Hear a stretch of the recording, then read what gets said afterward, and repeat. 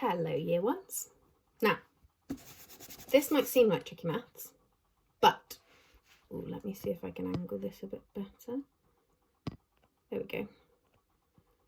This might seem like tricky maths, but again, it's just helping us to use our easy peasy lemon squeezy number of 10 to help us with tricky subtraction and addition.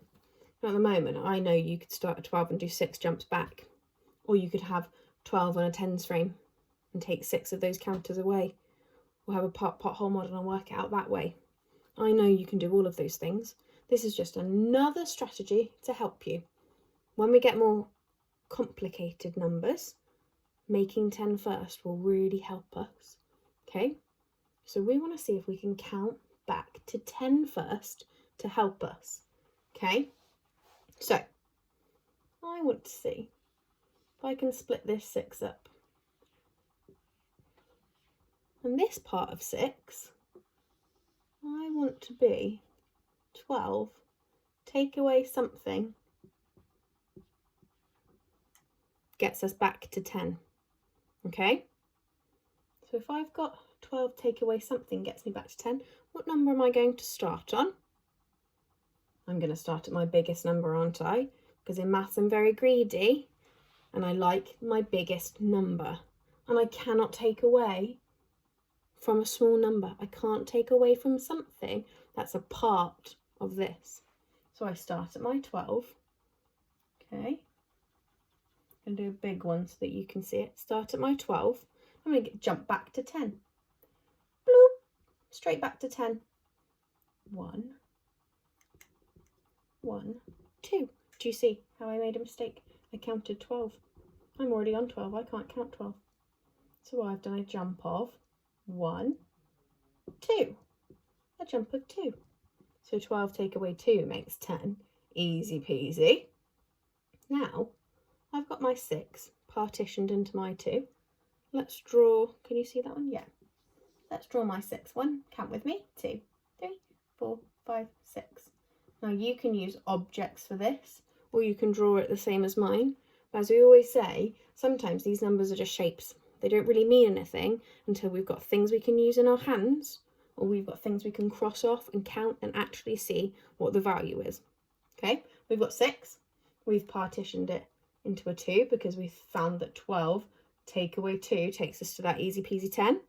So if I've got 2 as my part, I'm going to take 1, 2 away. Can the rest of them live in my all together? They can't, can they? Because it's not all of them all together. So I've got to move the rest down to here. So 1, 2, 3, 4. Wait.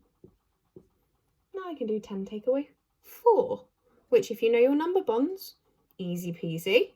If you don't, that's okay. You can count 4. 1, 2, 3, 4. So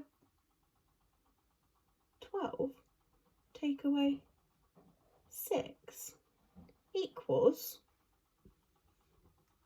6. I've done 12 take away 2 takes me to my easy peasy 10. So I've taken a little part of 6. I've worked out my other little part of 6 with my pot-hole model. And that's taken me to easy peasy 6. A jump of 2 and a jump of 4. Much easier than having to go 1, 2, 3, 4, 5, 6.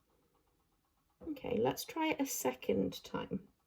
Okay, we've got 15 take away 8. So I'm going to start at my 15 because I always take away from my biggest number, don't I? So I start at my 15. What do I want to do? Which easy peasy number do I want to get back to first? To my 10, you're right. So I need to split my 8 up because I can't just magic numbers out of anywhere. I've got to take it from the second number. I want to work out 15 take away what makes easy peasy 10. Start at 15. I'm going to jump all the way to 10. Plop. Let's count how many that is. 1, 2, 3, 4, 5. Okay, so I can't just have that 5 dangling in the air. That 5's got to come from 8. So if I've got 8 altogether, can you count with me? 1, 2, 3, 4, 5, 6, 7, 8.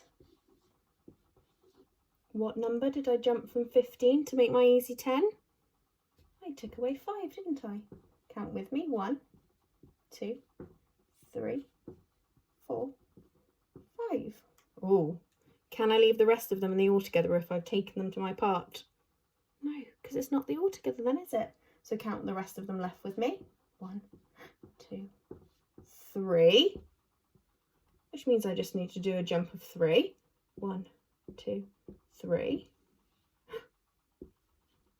So 15 take away 8, so 3 and 5, leaves me with 7. Look at that. Easy peasy lemon squeezy. Now, if you found that tricky still, that is completely fine.